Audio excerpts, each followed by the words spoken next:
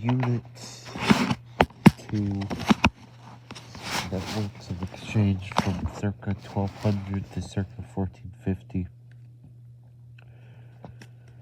Understand the context. Between 1200 and 1450, economic activity along existing trade routes increased in volume and scope. Technological and commercial innovations, imperial expansion, and demand for luxury goods were key factors in the ongoing expansion of trade. Growing trade networks accelerated cultural, biological, and technological diffusion across Afro-Eurasia. Factors that expanded trade.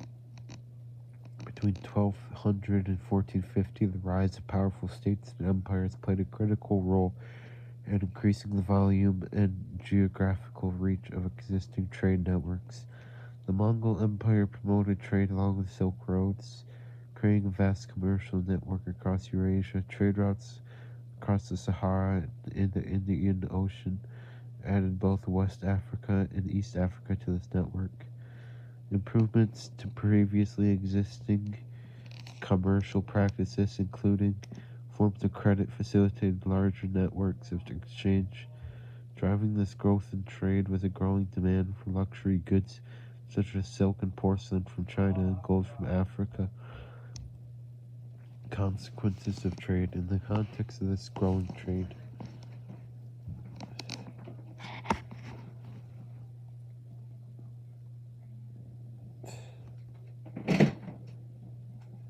powerful new trading cities emerged scattered across Africa and Eurasia. Trade provided the setting for significant cross-cultural exchanges.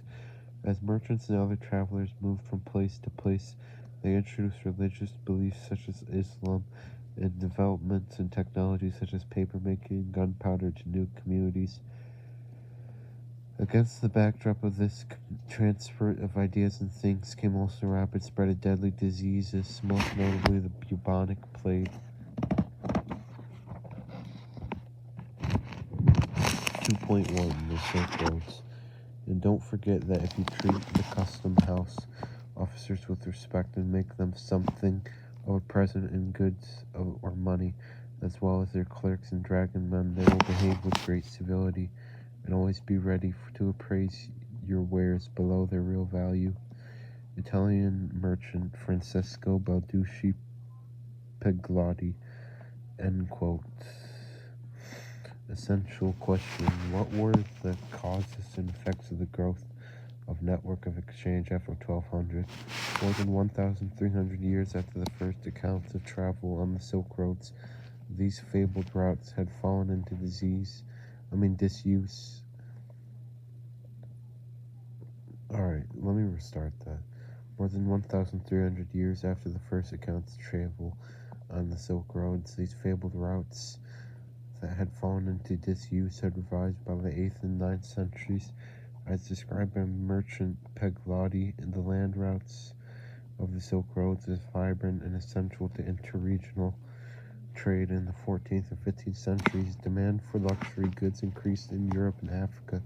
Chinese, Persian, and Indian artisans and merchants expanded their production of textiles and porcelain for export. Caravans made travel safer and more practical, and the Chinese developed a system using paper money to manage increasing trade, and interregional trade on the Silk Roads flourished. Now, causes of the growth of exchange networks. The Crusades helped pave the way to expanding networks of exchange, as lords and their armies and knights brought back fabrics and spices from the east. Despite the inroads on the Byzantine Empire by the Ottoman Turks,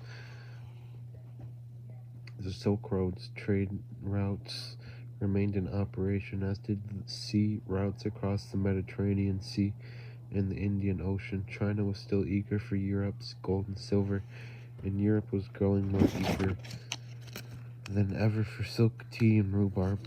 Global trade increased, although Europeans had not yet found a route around the Cape of Good Hope. At the southern tip of Africa, they had been making overland trips across Europe for many centuries. Rise of new empires. After the collapse of classical civilizations such as the Roman and Han empires, the first golden age of the Silk Roads came to an end and activity declined dramatically. However, by the 8th and 9th centuries, Arab merchants from the Abbasid Empire revived the land routes of the Silk Roads as well as sea routes in the Indian Ocean. Tang China had much to offer. The newly revived global trade network included the compass, paper, and gunpowder. China exported porcelain, tea, and silk from other parts of Asia. China imported cotton, precious stones, pomegranates, dates, horses, and grapes. These luxury goods appealed to the upper class of Chinese society, whose members reveled in their country's newfound affluence. This period marked the great golden age of the Silk Roads. No other cause, however, had a significant impact on the expansion of trade as did the rise of the Mongol Empire. Mongols conquered the Abbasid Caliphate in 1258, and in the 14th century China came under their control as well. Parts of the Silk Road that were under the authority of different rulers were for the first time unified in the system under the control of an authority that respected merchants and enforced laws. The Mongols improved roads and punished bandits, both of which increased the safety of travel on the Silk Roads.